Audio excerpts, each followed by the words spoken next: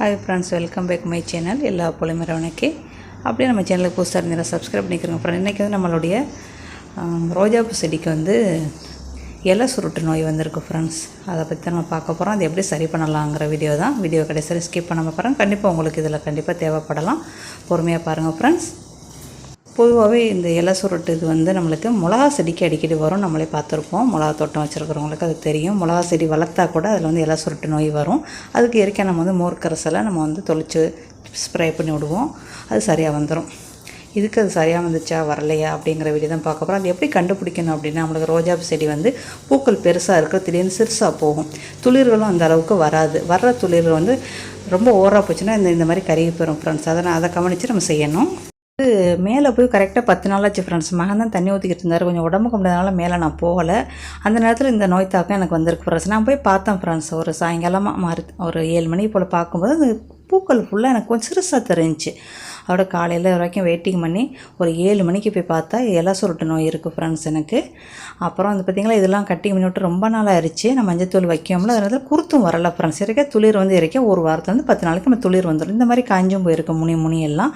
இது ஒவ்வொரு வெயிலாக என்னன்னு தெரியல அப்படின்னு நினச்சி எனக்கு ஒரே குழப்பமாக இருந்துச்சு. சரி, அப்புறம் நம்ம வந்து கூகுளில் சர்ச் பண்ணுவோம். இப்போ டக்கு நம்ம கையில் இருக்கிற பொருள் என்ன இருக்குது, எப்சம் சால்ட் இருக்குது, அதை முதல்ல நம்ம வந்து மினரல் கொடுப்போம் அப்படின்ட்டு நான் அதை செஞ்சேன் ஃப்ரெண்ட்ஸ். அதாவது நம்மளுடைய தண்டுகளை ஃபுல்லாக எல்லாமே நல்லா குருத்தெல்லாம் வந்திருக்கு. நான் லேசாக கருகி இருக்குது. இந்த பூக்கள் வந்து ஒரு ஆரோக்கியமாக இல்லை ஃப்ரெண்ட்ஸ். ரொம்ப பட்ரோஜா மாதிரி, அதாவது டேபிள் ரோஸ் மாதிரி அளவுக்கு தான் இருக்குது பெரிய பூக்கள்லாம். அதுக்கப்புறம் அந்த தண்டுகளை ஃபுல்லாக நிறையா குச்சியில் என்ன செய்ய எல்லாத்தையுமே கட்டிங் பண்ணேன் ஃப்ரெண்ட்ஸ். உட்காந்து ஒரு மணி நேரம் அந்த வேலையை பார்த்தேன். அப்புறம் தான் எனக்கு திருப்தியாகவே இருந்துச்சு. எல்லாத்தையுமே கட்டிங் பண்ணி இதை மறுபடியும் திருப்பி எப்படி நீங்கள் பயிரிடணும் அப்படின்னா, இலையை ஃபுல்லாக கட்டிங் பண்ணிவிட்டு தண்ணியில் ஒரு 2 நாள் 3 நாள் ஊற வச்சுட்டு அப்புறம் நல்லா ஒரு குட்டி ஜாடியில் போட்டு ஊண்டி வைங்க. உங்களுக்கு நல்லா துளிர் வந்துடும். அது அப்புறம் எடுத்து பெரிய ஜாடியில் மாற்றிக்கலாம் ஃப்ரெண்ட்ஸ். எனக்கு வந்து மழை காலத்தில் வந்து தண்டெல்லாம் கருப்பாக போகும். அதை காப்பாற்றோம்னா பெரும்பாடாக இருக்கும். இந்த தடவை அதெல்லாம் இல்லை, நம்ம ஸ்லாப்லேயே வச்சுட்டோம். அதோட என்ன சொன்னால், டக்கு நம்ம மாடியில் இருந்தது எப்சம் சால்ட் இருந்துச்சு. ஒரு ஸ்பூன் போட்டு கரெக்டாக 1 லிட்டர் தண்ணியை ஊற்றி முதல்ல ஸ்ப்ரே பண்ணிடுவோம். மினரல் முதல்ல கொடுப்போம் நம்ம செடிக்கு அப்படின்னு டக்கு நான் எடுத்த முடிவு வந்து இதுதான் ஃப்ரெண்ட்ஸ். அப்புறம் முட்டை ஓடும் போட்டேன். முட்டை ஓடும் அரைச்சி வச்சுருந்தேன், அதையும் போட்டேன். அந்த பூக்கள்லாம் பார்த்திங்களா ஃப்ரெண்ட்ஸ், எவ்வளோ சின்ன இருக்கும். பூக்கள் எல்லாத்தையுமே கட்டிங் பண்ணிட்டேன் ஃப்ரெண்ட்ஸ். நான் ஸ்ப்ரே பண்ண தொட்டிக்கு இருந்துச்சு. அதுக்கப்புறம் ஸ்ப்ரே எல்லாத்தையுமே கட்டிங் பண்ணிட்டேன் ஃப்ரெண்ட்ஸ். தண்டை ஃபுல்லாக எல்லாமே கட்டிங் பண்ணிட்டேன். இந்த காஞ்ச இலைகள், வீணாக போன இலைகள் எல்லாத்தையுமே நீங்கள் எடுத்து விட்டுருங்க. எடுத்து விட்டு நீங்கள் ஸ்ப்ரே பண்ணிக்கிட்டால் உங்களுக்கு அந்த தண்டுக்கு வந்து நல்லா மினரல் சேரும். அதனால் அதுக்கு தான் நம்ம செய்கிறோம். உங்களுக்கு ரொம்ப ஒரு மாதிரியாக இருந்துச்சு, இலைகள்லாம் இருந்துச்சு அப்படின்னா லேசாக ரொம்ப மொட்டையாக ஆக்கிற வேண்டாம் செடிக்கு. லேசாக இந்த இதை மட்டும் பொறுத்த மட்டும் நான் வச்சுருந்தேன். அப்புறம் பார்த்தேன் எனக்கு சரியாக இல்லை, அதையும் நான் வெட்டிட்டேன் ஃப்ரெண்ட்ஸ். அந்த இலை சுருட்டு அந்த இதையும் நான் கட்டிங் பண்ணிட்டேன். எல்லா தண்டையுமே நல்லா கட்டிங் பண்ணிவிட்டு அதுக்கப்புறம் ஸ்ப்ரே பண்ணி விடுங்க. இப்போ நம்ம வந்து ஒரு லிக்விட் தயார் பண்ண போகிறோம். அது வந்து 3 நாளைக்கு நம்மளுக்கு ஊறணும். உடனே நம்ம ஸ்ப்ரே பண்ண முடியாது. அதனால இப்போ அவசர அடிக்கு நீங்கள் ஒன்று இதை கொடுங்க. இல்லைன்னா வெங்காயத்தோல், பூண்டுத்தோல் ஊற வச்சுருந்தீங்கன்னா அந்த தண்ணியை நல்லா கலந்து அதை கொடுங்க ஃப்ரெண்ட்ஸ். இதை இப்போ நான் கட்டிங் பண்ணிட்டேன் ஃப்ரெண்ட்ஸ். ஏன்னா எதுவும் சரியில்லை, அதனால் கட்டிங் பண்ணிட்டேன். அப்புறம் இருக்கிற செடியும் பாதிச்சிருமே அப்படின்ட்டு டக்கு நீங்கள் கட்டிங் பண்ணிடுங்க ஃப்ரெண்ட்ஸ். கட்டிங் பண்ணி விட்டுட்டு நீங்கள் வந்து அப்போ தான் செடிகளை காப்பாற்ற முடியும். கட்டிங் பண்ண இடத்துலலாம் எப்சம் சால்ட்டை தொளிச்சு விட்டுட்டு கையோடு என்ன செஞ்சேன், மஞ்சத்தூள் எடுத்து கொஞ்சமாக தண்ணி விட்டு நல்லா குழப்பி எல்லா குச்சிகளுக்குமே நல்லாவே போட்டு கொஞ்சம் மஞ்சத்தூள்களையும் நான் என்ன செஞ்சேன், சும்மா கரைச்சி கொஞ்சம் தூர் ஊற்றின ஃப்ரெண்ட்ஸ். எதனால் வருதுன்னு தெரியலை. திடீர்னு கரையானா இருக்குமா இல்லை ரொம்ப ஓவரான வெயிலாக, ஆனால் வெயில் ஓவராக அடிச்சிச்சு ஃப்ரெண்ட்ஸ். எனக்கு நான் என்ன இடத்த நான் மாற்றலை. இந்த மாதிரி நல்லாவே தொட்டு வச்சேன் ஃப்ரெண்ட். ஆனால் வச்சு கரெக்டாக ஒரு வாரத்தில் எனக்கு நல்லா துளிர் வந்து நல்லா சூப்பராகவே வந்துருச்சு ஃப்ரெண்ட்ஸ். எல்லாத்துக்குமே இயற்கையாக எனக்கு வர்றதுக்கு 10 நாள் ஆகும். இது சீக்கிரமாக வந்துருச்சு. அப்புறம் தயிர் எடுத்துக்கிறேங்க ஃப்ரெண்ட்ஸ். 1 கப்பு தயிர் எடுத்துக்கிறேங்க. நல்லா கலக்கிட்டு அதில் 1 லிட்டர் தண்ணி ஊற்றுங்க ஃப்ரெண்ட்ஸ். இது வந்து 3 நாளைக்கு நம்மளுக்கு புளிக்கணும். புளிச்சோன்னே இதில் ஒரு பொருள் போட்டு கலந்து வைக்க போகிறோம். இதுவே நீங்கள் வந்து பித்தளை பாத்திரத்திலோடு நீங்கள் வந்து போட்டு ஊற வச்சு நீங்கள் தொளிச்சு விடலாம் ஃப்ரெண்ட்ஸ். அதுவும் உங்களுக்கு சூப்பராகவே ஒர்க் அவுட் ஆகும். அது இருந்தாலும் செஞ்சுக்கிறேங்க.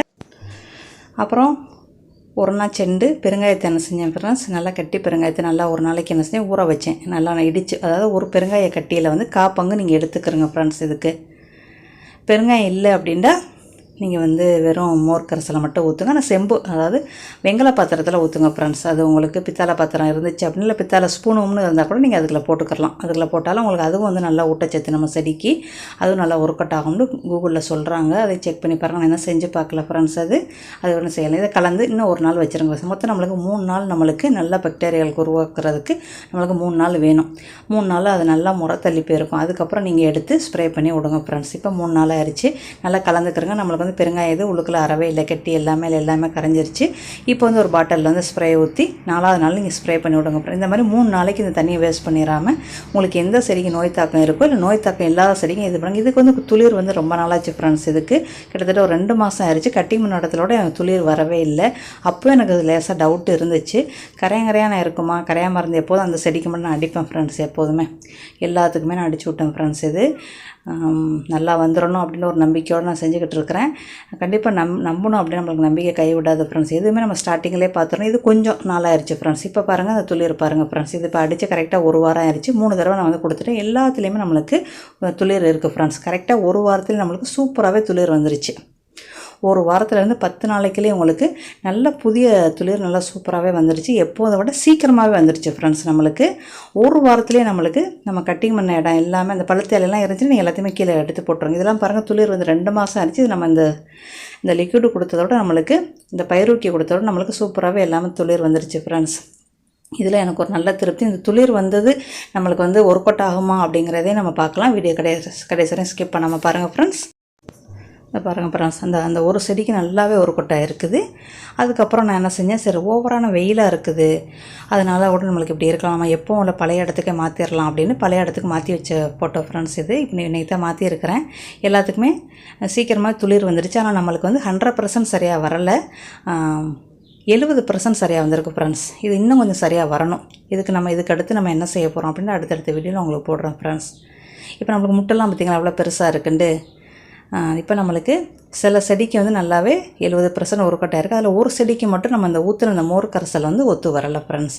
எல்லாமே ரோஸ் செடி தான், ஆனால் வந்து இது ஒத்து வரல. அதே நேரத்தில் காஷ்மீர் ரோஜா செடி பக்கத்தில் தான் இருக்குது. அதுக்கு எந்த ஒரு நோய் தாக்கமே இல்லை ஃப்ரெண்ட்ஸ். அது பாட்டுக்கு இருக்குது. ஒரே தடவை மட்டும் அஸ்வினி பூச்சி இருந்துச்சு, கருப்பு கலரு இந்த வெள்ளை கலர் அப்படி இருந்துச்சு. அதுக்கு நான் வந்து ஸ்ப்ரே பண்ணி விட்டேன். அது உங்கள்கிட்ட நான் ஏற்கனவே காட்டியிருக்கிறேன் ஃப்ரெண்ட்ஸ். அப்புறம் வேப்பெண்ணெயெல்லாம் வாங்கி வச்சுருக்கிறேன் ஃப்ரெண்ட்ஸ். வேப்பெண்ணெயெல்லாம் முடிஞ்சு போச்சு. திடீர்னு தேவைப்படுமேனு வேப்பெண்ணெயெல்லாம் வாங்கி வச்சுருக்கிறேன். கட்டி பாருங்க எல்லாமே வாங்கி வச்சுட்டேன் ஃப்ரெண்ட்ஸ். செடி இப்படி போனதோட இப்போ எல்லாத்துக்குமே நல்லா சூப்பராகவே துளிர் இருக்குது. 6 செடியில் வந்து ஃப்ரெண்ட்ஸ் ஒரு செடிக்கு மட்டும் நம்மளுக்கு இந்த நோய் தாக்கம் சரியாக வரல ஃப்ரெண்ட்ஸ்.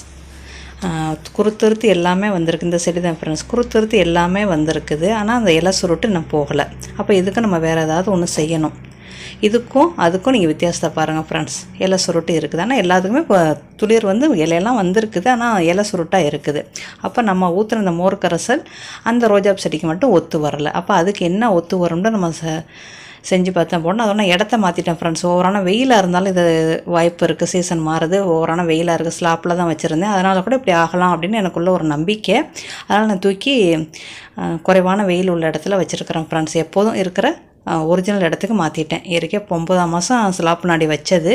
மழை பெய்யல கூட எனக்கு வந்து செடிகளை காப்பாற்ற முடிஞ்சு ஃப்ரெண்ட்ஸ். மழை அவ்வளோ வெயிலே போடாது, செடி எல்லாம் நம்மளுக்கு வந்து கருப்படிக்கும் தண்டெல்லாம். இந்த தடவை எனக்கு அந்த பிரச்சனைலாம் இல்லை. முட்டு நல்லா பெருசாக இருக்குது ஃப்ரெண்ட்ஸ். அது இந்த செடிக்கெல்லாம் கரெக்டாக ஒரு கொட்டாக இருக்குது. ஒரு 70% ஒரு கொட்டாக இருக்குது, 100% கிடையாது ஃப்ரெண்ட்ஸ். ஒரு 70% 80% தான் நம்ம அந்த ஊற்றின அந்த லிக்விடில் ஒரு கொட்டாக இருக்குது. ஒரு சில செடிக்கு வந்து கரெக்டாக ஒரு கொட்டாக இருக்குது, ஒரு சில செடிக்கு அந்தளவுக்கு ஒரு கொட்டை ஆகலை. இந்த ஒரு கொட்டை ஆகாத செடிக்கு என்ன லிக்விடு கொடுத்து ஒரு கொட்டை ஆக்கலாம் அப்படிங்கிற இதை நம்ம செஞ்சு பார்த்துட்டு அடுத்த வீடியோவில் போடுறோம் ஃப்ரெண்ட்ஸ். ஓகே ஃப்ரெண்ட்ஸ், இந்த வீடியோ கண்டிப்பாக உங்களுக்கு பயனுள்ளதாக இருக்கும் ஃப்ரெண்ட்ஸ். அடுத்த வீடியோவில் சந்திக்கலாம். Bye, see you.